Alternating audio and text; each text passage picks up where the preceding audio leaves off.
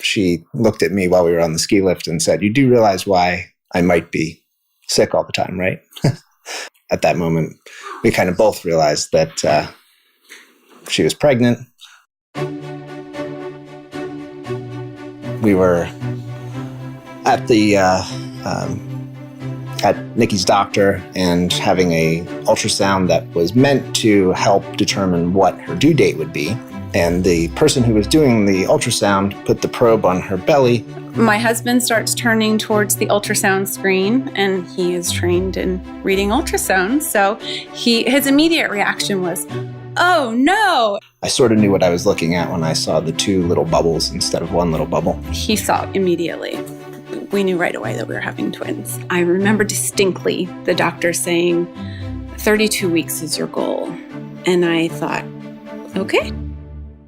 So we found out at about 20 weeks that they very likely had a condition called twin-to-twin transfusion syndrome. With the problem that they had, the twin-to-twin transfusion syndrome, she was being very closely monitored. We were in for ultrasounds 3 times a week.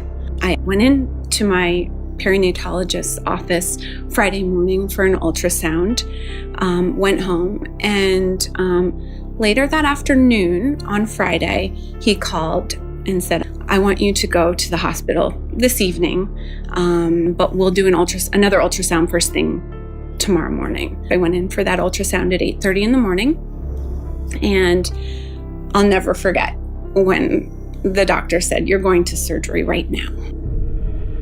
At 27 weeks and 5 days, it ended up being an emergency C-section. I went directly to the hospital. They were already in the process of getting her ready to go, and I was actually out in a hallway, sitting in a windowsill by myself. It was the scariest moment of the entire pregnancy. And then we had a lot of very scary moments. So she immediately called me, of course. Not something I expected. They were just 1.5 pounds and 2 pounds each, hooked up to every machine. So Cameron was the smaller of the two. She was about 1.5 pounds, 1 pound 9 ounces. And Lydia was 2 pounds. They wanted me to stay put, but I persisted.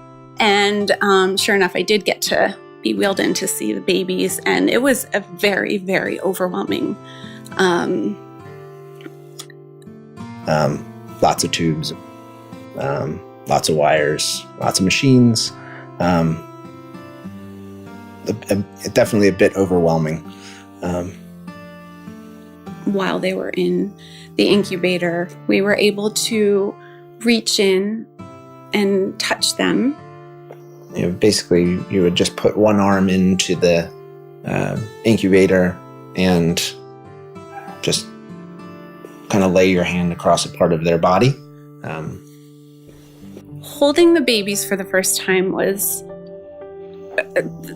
one of the most emotional points in our NICU time. Cameron was 3 days old when we finally got to hold her for the first time. It wouldn't be for another, it was a full week before we were able to hold Lydia. That day when I was discharged and had to drive away, pulling out of that parking lot was one of the most emotional aspects of the NICU experience. You're not supposed to leave the hospital without your babies. They spent 2 full months in the NICU. Cameron was there for 59 days and Lydia was there for 60 days. Cameron came first, and the thing I remember most about it is leaving the hospital with Cameron and not with Lydia, which was definitely an emotional thing for all of us. We wanted them both home, so. I think the March of Dimes and the work that the March of Dimes has done is really what allowed our daughters to really survive. We say all the time that, 10 years earlier, certainly 20 years earlier, they would not be with us. And I think a lot of that is due to the March of Dimes and the work that they do. We couldn't feel more blessed. People who don't know our story have no idea what we went through. They do all of the activities that you would expect of healthy 9-year-old twin girls, and more. Plus about 20. Yeah. They're extremely active. Yeah. They make us very proud. I mean, they are good students. They're good athletes. They're good people. They're on board with the mission of giving back to this particular cause and their community in general. Our story was a pretty harrowing experience, and not one that I would ever want anyone else to have to experience. We were very, very lucky to have the outcome that we had. Not everyone is as lucky as we are, and if we can help in any way we possibly can to prevent premature birth, we will do what it takes.